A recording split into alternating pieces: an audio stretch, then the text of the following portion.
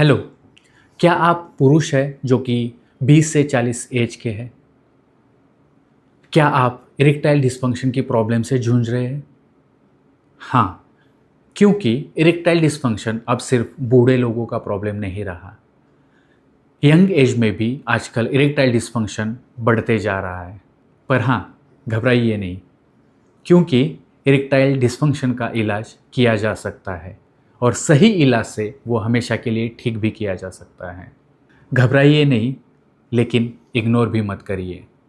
आइए हम सीखते हैं इरेक्टाइल डिस्फंक्शन की प्रॉब्लम के बारे में। इरेक्टाइल डिस्फंक्शन क्यों होता है? इरेक्टाइल डिस्फंक्शन क्या होता है? इरेक्टाइल डिस्फंक्शन के लिए क्या इलाज किया जा सकता है? और सबसे इम्पॉर्टेंट, इरेक्टाइल डिस्फंक्शन ना हो इसके लिए क्या किया जा सकता है, या फिर होने के बाद में हम खुद क्या कर सकते हैं। तो बने रहिए हमारे साथ आज ही। अभी इस चैनल को सब्सक्राइब कीजिए, बेल आइकॉन पे क्लिक कीजिए ताकि हमारे हर वीडियो के बारे में आपको नोटिफिकेशन आ जाए। क्या आप सोचते हैं कि इरेक्टाइल डिस्फंक्शन का प्रॉब्लम सिर्फ 50 के बाद में शुरू होता है? तो आप गलत हैं। हाँ, क्योंकि 40 के एज से पहले भी, यानी कि 30 से 40 के एज में भी लोगों को इरेक्टाइल डिस्फंक्शन हो सकता है। उसकी बहुत सारी वजह है जिस वजह से इरेक्टाइल डिस्फंक्शन होता है। लेकिन घबराइए नहीं, एक मेडिकल प्रॉब्लम है जिसका इलाज संभव है और अच्छे से इलाज किया जा सकता है। जी हाँ, 20 से 40 के एज में भी इरेक्टाइल डिस्फंक्शन हो सकता है, लेकिन बहुत सारे पुरुष उस बारे में बात नहीं करते, चुप के रहते हैं, क्योंकि उन्हें डर लगता है, शर्म लगता है कि कैसे इसके बारे में बात करें। लेकिन ये चुप्पी बहुत बुरी हो सकती है। इसके बहुत सारे बुरे इफ़ेक्ट हमारे खुद के ऊपर हो सकते हैं, हमारे कॉन्फिडेंस के ऊपर हो सकते हैं, हमारे रिलेशनशिप के ऊपर हो सकते हैं, हमारे लाइफ के ऊपर हो सकते हैं। क्योंकि ये मेडिकल प्रॉब्लम है, इसके लिए इलाज संभव है और अच्छे इलाज करने से ये प्रॉब्लम हमेशा के लिए ख़त्म की जा सकती है। बस ज़रूरी है इस प्रॉब्लम के बारे में जानकारी लेना और उसे ठीक करने के लिए क्या कर सकते हैं इसका पता लगाना। अगले कुछ वीडियोस में हम पता करेंगे कि इरेक्टाइल डिस्फंक्शन क्या होता है, उसका इलाज कैसे किया जा सकता है, या उसके लिए क्या हम कर सकते हैं। तो बने रहिए हमारे साथ में। तो चलो सबसे पहले आपकी कन्फ्यूजन दूर करते हैं। आपको बताते हैं कि इरेक्टाइल डिस्फंक्शन क्या होता है। इरेक्टाइल डिस्फंक्शन मतलब आपके पेनिस में अच्छे से टाइटनेस न आना, या पेनिस अच्छे से इरेक्ट ना होना, या फिर वो बिल्कुल ही इरेक्ट ना होना।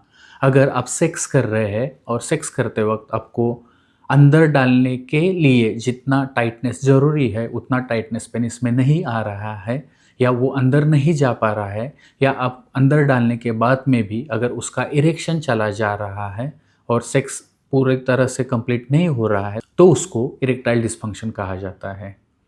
हाँ, लेकिन ये लगातार होना चाहिए। अगर आप महीने में 10 से 15 बार सेक्स करते हैं, तो 15 में से 1 बार या 2 बार अगर ये होता है तो डरने की कोई बात नहीं है, ये नॉर्मल चीज़ है। लेकिन अगर ज़्यादातर टाइम ये होता है, या 5 से 6 के ज़्यादा टाइम पे ये होता है, तो आपको समझ लेना चाहिए कि आप इरेक्टाइल डिस्फंक्शन से जूझ रहे हैं, जिसकी बहुत सारी वजह होती है। अगले वीडियो में देखेंगे इस वजह के बारे में। क्या आप बिलो 40 के मेन हैं जो इरेक्टाइल डिस्फंक्शन से सफ़र कर रहे हैं? तो जानिए वो 5 वजह जिसकी वजह से इरेक्टाइल डिस्फंक्शन हो सकता है। नंबर 1, परफॉर्मेंस एंजाइटी और स्ट्रेस। हमारा ब्रेन प्राइमरी सेक्स ऑर्गन है। अगर किसी भी तरह का स्ट्रेस हो या नेगेटिव सोच हो तो उस वजह से हमें इरेक्टाइल डिस्फंक्शन का प्रॉब्लम हो सकता है। नंबर 2, पॉर्न या ब्लू फिल्म एडिक्शन। आजकल हमारे मोबाइल्स में पॉर्न इजीली अवेलेबल है, लेकिन उस पॉर्न की फैंटेसी में हम अपने रियल लाइफ में प्रॉब्लम्स फेस कर सकते हैं। हमें इरेक्टाइल डिस्फंक्शन का प्रॉब्लम हो सकता है। Number 3, lifestyle. अगर आपकी लाइफस्टाइल बुरी है तो आपको इरेक्टाइल डिस्फंक्शन का सामना करना पड़ सकता है। अगर आप किसी भी तरीके से टोबैको यूज़ करते हैं, स्मोकिंग हो, च्यूइंग हो, या फिर आप किसी भी तरह की शराब लेते हैं, आप एक्सरसाइज नहीं करते, आपका डाइट पुअर है, तो उसका इफ़ेक्ट आपके इरेक्शन पे हो सकता है।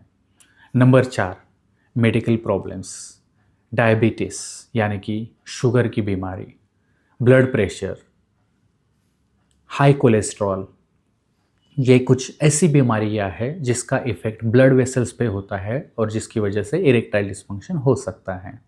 Number 5, relationship issues. जी हाँ, अगर आपके पार्टनर के साथ बनती नहीं है, उसके साथ में कुछ इमोशनल इश्यूज चल रहे हैं, कुछ स्ट्रगल्स चल रहे हैं, तो उसका इफ़ेक्ट आपके बेडरूम में भी देखा जा सकता है। ज़रा सोचिए, क्या इन 5 में से कोई भी इशू ऐसा है जिसे आप फेस कर रहे हैं?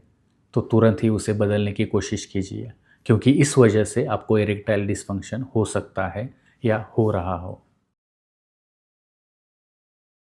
क्या आप अपने बेडरूम में जाते वक्त बहुत सारा स्ट्रेस, बहुत सारी सोच लेके जाते हैं, या फिर ये डर लेके जाते हैं कि मैं परफॉर्म कर पाऊंगा कि नहीं, अगर इरेक्शन चला गया तो क्या?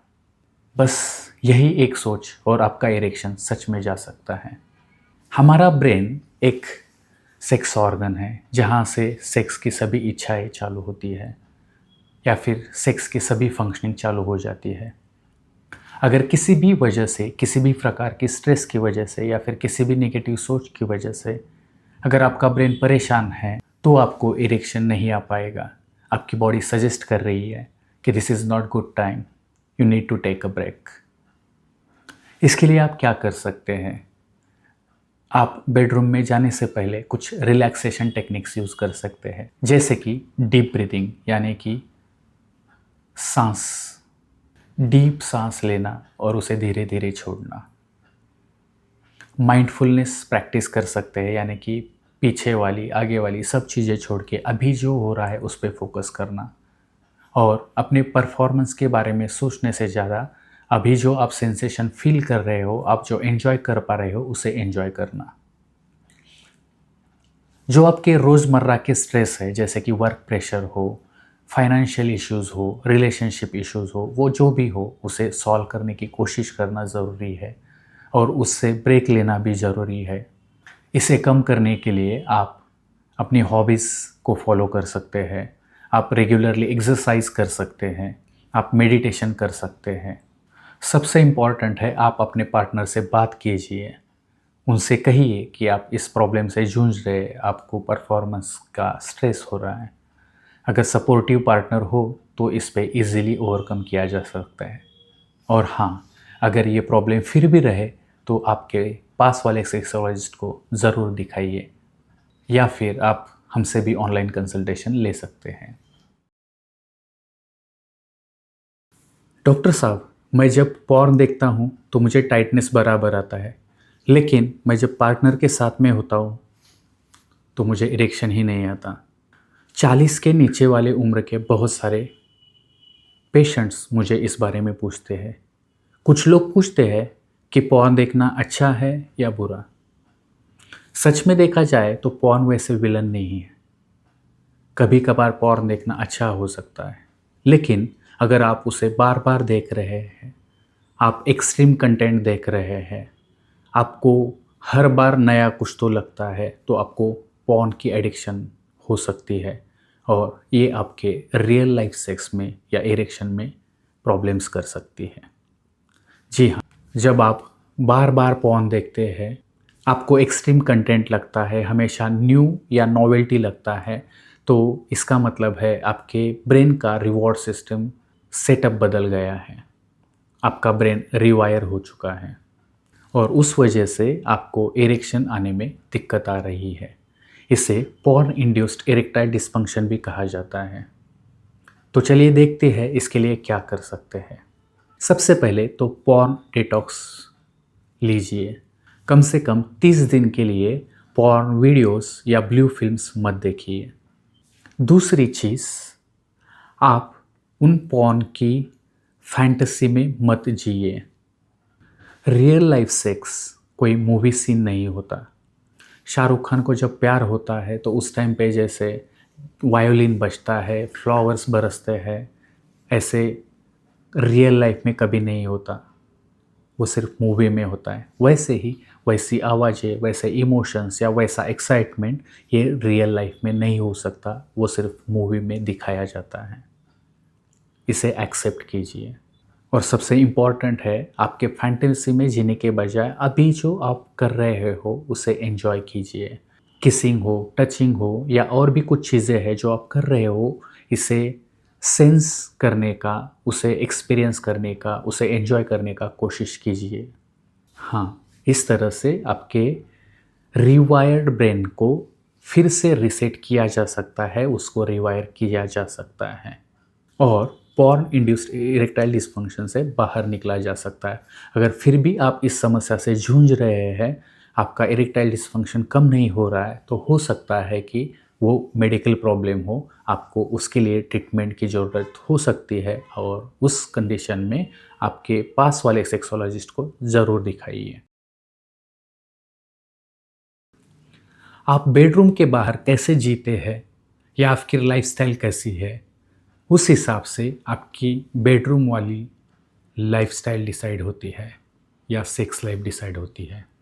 जी हाँ, लाइफस्टाइल का बहुत बड़ा असर आपके सेक्सुअल लाइफ पे होता है। अगर आप सिगारेट स्मोकिंग करते हैं, बीड़ी स्मोक करते हैं या फिर तंबाकू खाते हैं तो उसकी वजह से आपके ब्लड वेसल्स पे असर होता है। अगर आप शराब पीते हैं तो उसका इफ़ेक्ट आपके नर्व्स पे होता है। अगर आप जंक फूड खाते हैं, सॉल्टी शुगरी फूड खाते हैं, ब्लॉक हो सकते हैं। उसी तरह से कम सोना, स्क्रीन का ओवर टाइम या स्क्रीन का ज़्यादा यूज़ करना, एक्सरसाइज न करना, इन चीज़ों का भी आपके सेक्सुअल लाइफ पे असर हो सकता है। तो क्या करें? मेरे पास जो इरेक्टाइल डिस्फंक्शन के प्रॉब्लम के लिए पुरुष आते हैं, उनमें से बहुत सारे लोगों में ये lifestyle one of the main culprit होता है, जिसे मैं ठीक करने की कोशिश करता हूँ। जी हाँ, जानिए कि ये इरेक्टाइल डिस्फंक्शन के लिए लाइफस्टाइल में हम क्या चेंजेस कर सकते हैं। Number 1, smoking cigarettes, bidis completely stop कीजिए। हो सके तो दारू का सेवन बंद कीजिए या फिर उसको लिमिट कीजिए। और सेक्स से पहले दारू बिल्कुल भी ना सेवन करें। जंक फूड, पैक्ड फूड्स, उन पदार्थ जिसमें शुगर, ऑयल या फिर सॉल्ट या नमक ज़्यादा हो तो उसका कम सेवन करें या उसे हो सके तो बंद करें। बैलेंस्ड और सही डाइट लीजिए। आपके खाने में फ्रूट्स, ग्रीन वेजिटेबल्स इसको शामिल कीजिए। कम से कम 6 से 8 घंटों की अच्छी नींद लीजिए। लेट नाइट जगना, सुबह लेट उठना, इन चीज़ों को अवॉइड कीजिए। स्क्रीन या मोबाइल का यूज़ जितना कम हो सके उतना कम कीजिए। और अगर आप स्ट्रेस मैनेजमेंट कर सकते हैं, सीख सकते हैं तो अच्छी बात है, उसका बहुत फ़ायदा आपको बेडरूम में मिल सकता है। अगर आप ये छोटी छोटी चीज़ें अपने लाइफस्टाइल में इम्प्रूव करेंगे तो उसका बड़ा असर आपके बेडरूम में दिखाई देगा, आपके सेक्स लाइफ पे दिखाई। क्या आपको पता है इरेक्टाइल डिस्फंक्शन या नपुंसकता किसी सीरियस मेडिकल प्रॉब्लम का लक्षण हो सकती है?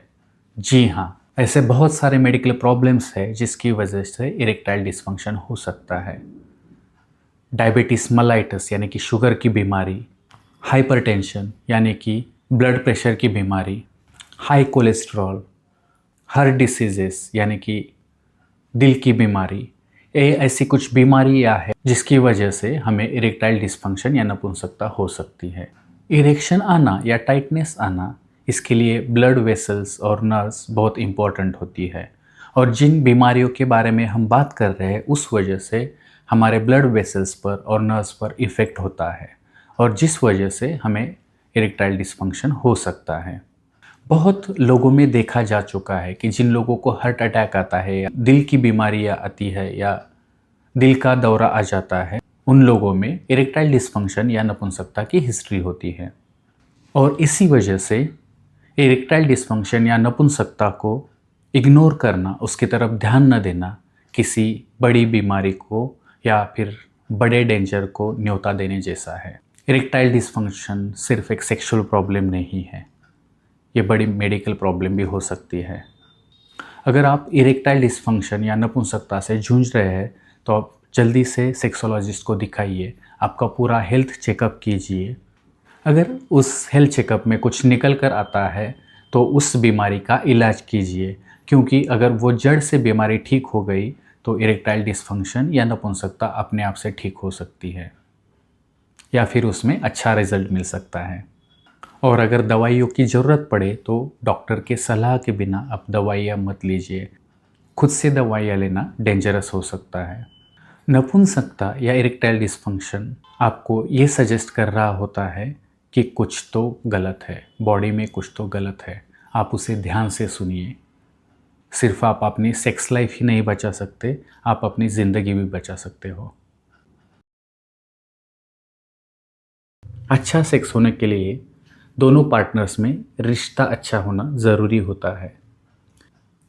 जब ये रिश्ता तनाव से भरा हो, झगड़ों से भरा हो, उसमें विश्वास की कमी हो, भरोसे की कमी हो, तो आपका शरीर उसे डिटेक्ट करता है, उसे पहचान लेता है। फिर भले ही आपका शरीर कितना भी तंदुरुस्त क्यों ना हो, इमोशनल डिस्कनेक्शन या भावनात्मक दूरी सेक्स को इम्पॉसिबल बना सकती है। अगर आपके मन में आपके पार्टनर के प्रति गुस्सा है, नाराज़गी है या झगड़ा है, तो आपका दिमाग सेक्स मोड पे आना मुश्किल हो सकता है और सेक्स करना मुश्किल हो सकता है। इसे कैसे फिक्स कर सकते हैं? इस समस्या का क्या हल है? आप अपने पार्टनर के साथ बात कीजिए, शांति से बात कीजिए, गुस्सा छोड़ दीजिए। जिस बात से आपको चोट पहुंची है उसे उसके साथ डिस्कस कीजिए। अपने पार्टनर के साथ बिना सेक्स वाला क्वालिटी टाइम स्पेंड कीजिए। कहीं घूमने जा सकते हो, डेट पे जा सकते हो, आपके शौक पूरे कर सकते हो, मूवी देख सकते हो। इससे आपका रिश्ता फिर से बनने में मदद हो सकती है। और हाँ, अगर बातचीत बिल्कुल ही बंद हो चुकी है, आपको लगता है कि ये रिश्ता फिर से नहीं जुड़ सकता है, तो कपल थेरेपी का ज़रूर सोचिए। किसी साइकियाट्रिस्ट या कपल थेरेपिस्ट के पास में जाके कपल थेरेपी लीजिए। जब भावनात्मक नज़दीकियाँ बढ़ जाती है, इमोशनल कनेक्शन जुड़ जाता है, तो सेक्स भी अपने आप से सुधरने लगता है। याद रखिए, एक मजबूत रिश्ता सिर्फ प्यार को बढ़ाता नहीं है, आपकी सेक्स लाइफ भी इम्प्रूव करता है, आपके इरेक्शन को भी बेहतर बना देता है। इरेक्टाइल डिसफंक्शन या नपुंसकता का इलाज बिल्कुल संभव है, लेकिन उसके लिए ज़रूरी होता है एक बेहतर प्लान और उसका अच्छे से ट्रीटमेंट या इलाज। स्टेप नंबर 1, मेडिकल चेकअप कीजिए। कहीं आपको डायबिटीज़ मेलाइटिस, हाइपरटेंशन, लो टेस्टोस्टेरोन ऐसी बीमारी तो नहीं है। इसका जांच मेडिकल चेकअप से की जा सकती है और अगर उसमें कुछ पाया जाता है तो इसका इलाज करना ज़रूरी होता है। नंबर 2, आपके लाइफस्टाइल में चेंजेस कीजिए। शराब छोड़िए, स्मोकिंग छोड़िए, अच्छे से नींद लीजिए, अच्छा खाना खाइए, एक्सरसाइज कीजिए। नंबर 3, स्ट्रेस का मैनेजमेंट, ब्रीदिंग टेक्निक, मेडिटेशन, अपनी हॉबीज़ को संभालना, ब्रेक लेना, इन चीज़ों को करके आप आपका स्ट्रेस नियोजित कर सकते हैं, स्ट्रेस का नियंत्रण कर सकते हैं। नंबर 4, अगर आपको परफॉर्मेंस एंजाइटी है या आपको आत्मविश्वास की कमी है तो उसके लिए आप थेरेपी ले सकते हैं। नंबर 5, PD5 इनिबिटर्स जैसे अच्छे मेडिसिन आज बाज़ार में अवेलेबल है, लेकिन हाँ, किसी सेक्सोलॉजिस्ट की सलाह से ही ये दवाइयाँ लीजिए। सेल्फ मेडिकेशन या खुद से मेडिकेशन लेना डेंजरस हो सकता है। Number 6, advance therapies. अगर आपको ज़रूरत हो तो सेक्सोलॉजिस्ट आपको एडवांस थेरेपीज़ की मदद लेने की सलाह दे सकते हैं, जैसे कि vacuum devices, hormonal therapy, testosterone therapy और शॉक वेव थेरेपी। जी हाँ, सिर्फ लक्षण का इलाज मत कीजिए, उस बीमारी को जड़ से मिटाने के लिए उस बीमारी का इलाज कीजिए। अगर आपको इरेक्टाइल डिसफंक्शन या नपुंसकता है तो सबसे पहली और इम्पॉर्टेंट स्टेप है आपका मेडिकल चेकअप कराना। क्यों?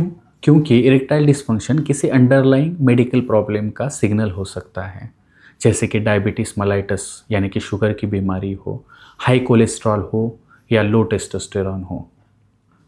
डॉक्टर सिंपल टेस्ट करके जैसे कि blood sugar level, blood pressure, hormone level ये चेक करके पता कर सकते हैं कि वो मेडिकल कंडीशन क्या है। और ये चेकअप करने से ना कि सिर्फ सेक्सुअल लाइफ को बचाया जाता है, बल्कि आगे चल के कुछ बड़े कॉम्प्लिकेशंस हो सकते हैं, उससे भी बचा जा सकता है।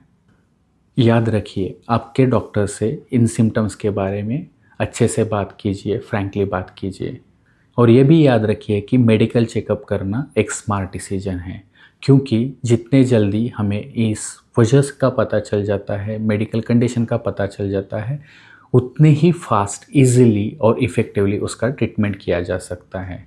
ये ठीक उसी तरह से है कि बल्ब बदलने से पहले वायरिंग चेक करना, कहीं वायरिंग में फॉल्ट तो नहीं है, ताकि उस प्रॉब्लम को हमेशा के लिए सॉल्व किया जा सके।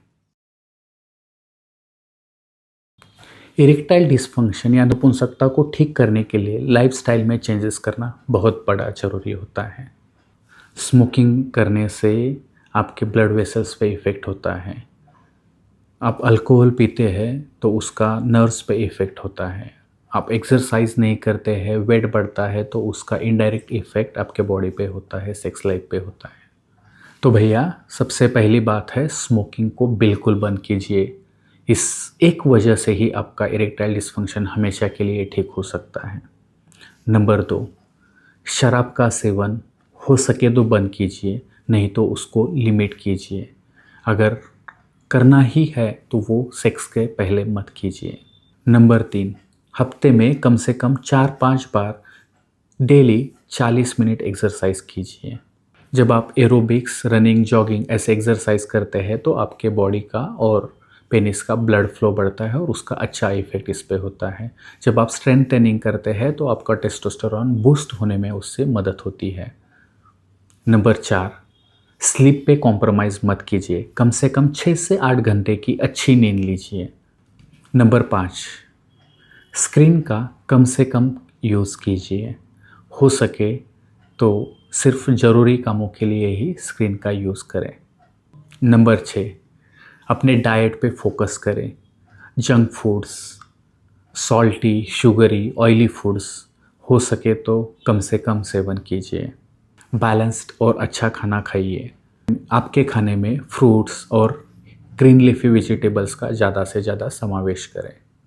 इन छोटी छोटी चीज़ों को जब आप अपने डेली लाइफस्टाइल में शामिल करेंगे तो उसका बड़ा रिजल्ट आपको बेडरूम में दिखेगा, आपके सेक्स लाइफ में दिखेगा। तो ज़रूर ट्राई कीजिए। एंजाइटी, स्ट्रेस और ओवरथिंकिंग, ये 3 ऐसी चीज़ें हैं जो आपकी सेक्सुअल रिस्पॉन्स को ब्लॉक कर सकती है। यार, कहीं फिर फेल ना हो जाओ। सेक्स में एक बैड एक्सपीरियंस और वो आपकी ज़िंदगी में प्रॉब्लम्स क्रिएट कर सकता है। यार, कहीं इस बार भी फेल ना हो जाऊं। अगर इस बार भी इरेक्शन चला गया तो क्या? इस थिंकिंग की वजह से आपका सेक्सुअल रिस्पॉन्स ब्लॉक हो सकता है। याद रखिए, ब्रेन ही एक ऑर्गन है जहाँ से ये सेक्स के लिए सिग्नल्स भेजा जाता है, जिसकी वजह से ब्लड वेसल्स रिलैक्स होते हैं, पेनिस में इरेक्शन आ सकता है। लेकिन जब स्ट्रेस होता है, स्ट्रेस हार्मोन्स बढ़ते हैं, तो ये सब प्रॉब्लम्स क्रिएट हो जाती है, ये प्रोसेस रुक जाती है। लेकिन जब स्ट्रेस होता है, स्ट्रेस हार्मोन्स बढ़ते हैं, तो ये प्रोसेस हाल्ट हो जाती है, इस प्रोसेस में प्रॉब्लम आता है और सेक्स में दिक्कतें आने लगती है।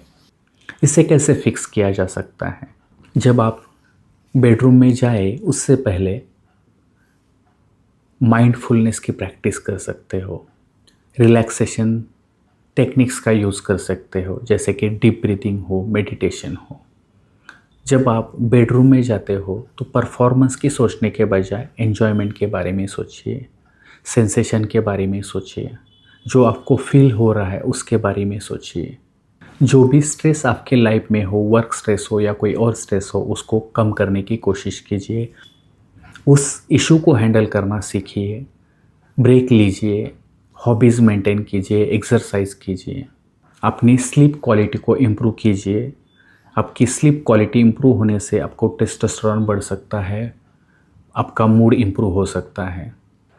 याद रखिए, सेक्स सिर्फ बॉडी का काम नहीं है, ये माइंड और बॉडी दोनों का टीम वर्क है। जब हमारा मन शांत होता है तो हमारी बॉडी नेचुरली रिस्पॉन्ड करती है, अच्छे से रिस्पॉन्ड करती है। परफॉर्मेंस एंजाइटी इरेक्टाइल डिस्फंक्शन का एक बहुत बड़ा रीज़न है। सेक्सुअल एक्टिविटी में आया हुआ एक भी फेल्योर आपको हमेशा के लिए प्रॉब्लम दे सकता है। एक बार जब फेल्योर आता है तो नेक्स्ट टाइम हमेशा हम ये सोचने लगते हैं, यार कहीं इस बार उस तरह से ना हो जाए, इस बार तो इरेक्शन अच्छे से मेंटेन रहे। और जितनी बार हम ये सोचते हैं उसका बुरा इफ़ेक्ट हमारे सेक्सुअल लाइफ पे होता है और सेक्स करना डिफ़िकल्ट हो जाता है। उस वजह से हमारा कॉन्फिडेंस चला जाता है। इस परफॉर्मेंस एंजाइटी को कम करने के लिए, आपका आत्मविश्वास दिलाने के लिए सेक्स थेरेपी या काउंसलिंग बहुत अच्छे से मदद करते हैं। आप अगर सेक्सुअल रिलेशनशिप में हो तो ये थेरेपी लेना ज़रूरी ही है, बट अगर आप सिंगल भी हो तो ये थेरेपी आपके लिए बहुत इम्पॉर्टेंट साबित हो सकती है, क्योंकि इस टाइम पे पाया गया आत्मविश्वास हमेशा के लिए ज़िंदगी में आपके साथ में रह सकता है। सेक्सुअल थेरेपी और काउंसलिंग आपका ये नेगेटिव सेल्फ बिलीफ या सेक्सुअल बिलीफ तोड़ने में मदद करती है और आपका आत्मविश्वास बढ़ाने में मदद करती है। याद रखिए, ये एक जिम ट्रेनिंग के जैसा है, जहाँ पे आप आपके ब्रेन को ट्रेन करते हैं पॉजिटिव थिंकिंग के लिए, आपके सेक्सुअल पॉजिटिव बिलीफ्स क्रिएट करने के लिए। तो अगर आप 40 साल से कम उम्र वाले हैं और आपको परफॉर्मेंस एंजाइटी है तो आप डेफिनेटली सेक्सुअल थेरेपी या फिर काउंसलिंग की मदद ले सकते हैं। इरेक्टाइल डिस्फंक्शन के लिए बहुत अच्छे मेडिसिन आजकल अवेलेबल है। सिल्डेनाफिल, टैडालाफिल, ऐसे बहुत सारे मेडिसिन आज मार्केट में अवेलेबल है। लेकिन हाँ, ये याद रखिए कि सेल्फ मेडिकेट मत कीजिए, डॉक्टर के सलाह के बिना ये दवाइयाँ मत लीजिए। इरेक्टाइल डिस्फंक्शन या नपुंसकता में आपके पेनिस के ब्लड सप्लाई में प्रॉब्लम आ जाता है, जो अच्छा करने के लिए ये दवाइयाँ हेल्प करती हैं। लेकिन ये लेने के लिए कुछ बेसिक रूल्स याद रखना आपके लिए ज़रूरी है। रूल नंबर 1, सेल्फ मेडिकेट मत कीजिए। जैसे मैंने कहा, खुद के मन से सिर्फ फार्मेसी से, स्टोर से दवाई मत लीजिए, डॉक्टर की सलाह से ही ये दवाई लेना ज़रूरी है। रूल नंबर 2, सिर्फ दवाई लेने से काम नहीं चलेगा, आपको लाइफस्टाइल में भी चेंजेस करना ज़रूरी है ताकि आपको लॉन्ग टर्म में इसका बेनिफिट मिले, ये बीमारी हमेशा के लिए ठीक हो जाए। रूल नंबर 3, जो भी बेसिक कॉज है उसको भी ठीक करना ज़रूरी है। जैसे हमने कहा कि डायबिटीज़, ब्लड प्रेशर, इन वजह से भी ये बीमारी हो सकती है। तो ऐसी चीज़ों में ब्लड प्रेशर का कंट्रोल, डायबिटीज़ में शुगर का कंट्रोल, ये सब चीज़ें भी उतनी ही ज़रूरी होती हैं। रूल नंबर 4, सिर्फ गोली खाने से इरेक्शन नहीं आएगा। आपको गोली खाने के बाद सेक्स के लिए जाना, बेडरूम में जाना और सेक्सुअल इंटीमेसी ट्राई करना ज़रूरी होता है ताकि इरेक्शन आए और वो मेंटेन रहे। अगर आप गोली खाते हैं और सत्संग सुनते हैं तो इरेक्शन आना डिफ़िकल्ट है। अगर आप गोली खाएंगे और सत्संग सुनेंगे तो उसका कुछ भी फ़ायदा नहीं होगा। सबसे इम्पॉर्टेंट नंबर 5, अगर आपको किसी भी तरह का हार्ट का बीमारी है या कोई और मेडिकल प्रॉब्लम है तो आपके ट्रीटिंग डॉक्टर को ज़रूर बताइए ताकि उस हिसाब से वो डोज एडजस्ट कर सकते हैं। गलत डोज या सेल्फ मेडिकेशन डेंजरस हो सकता है। अगर सही तरीके से इसको यूज़ करेंगे तो ये इफ़ेक्टिव है, सेफ़ है और बहुत अच्छी ट्रीटमेंट है जो आपको इस बीमारी से मुक्ति दे सकती है। बहुत बार ऐसे होता है कि दवाइयाँ लेने से आपका इरेक्टाइल डिस्फंक्शन या नपुंसकता का प्रॉब्लम सॉल्व नहीं होता है, या कोई बड़ी अंडरलाइंग बीमारी हो तो उसकी वजह से ये प्रॉब्लम सॉल्व होना मुश्किल हो जाता है। तो ऐसी हालत में आपके सेक्सोलॉजिस्ट आपको एडवांस थेरेपी की ऑप्शंस दे सकते हैं। तो जानते हैं ये एडवांस थेरेपीज़ क्या हो सकती है। Number 1, hormone therapy. जिनमें टेस्टोस्टेरॉन हार्मोन कम हो, उसका लेवल कम हो, तो उसके लिए टेस्टोस्टेरॉन की इंजेक्शंस या टेस्टोस्टेरॉन हार्मोन्स दिए जा सकते हैं। Number 2, vacuum erection devices. कई बार डायबिटीज़, सीवियर डायबिटीज़, बहुत दिनों से हुआ डायबिटीज़, ऐसी चीज़ों में इरेक्शन आने के लिए वैक्यूम इरेक्शन डिवाइसेस की ज़रूरत हो सकती है। Number 3, shock wave therapy.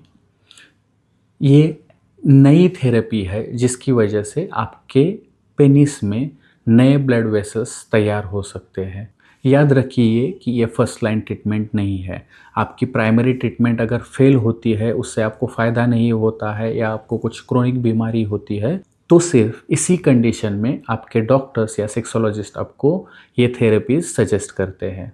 और हाँ, ये थेरेपीज़ महंगी हो सकती है।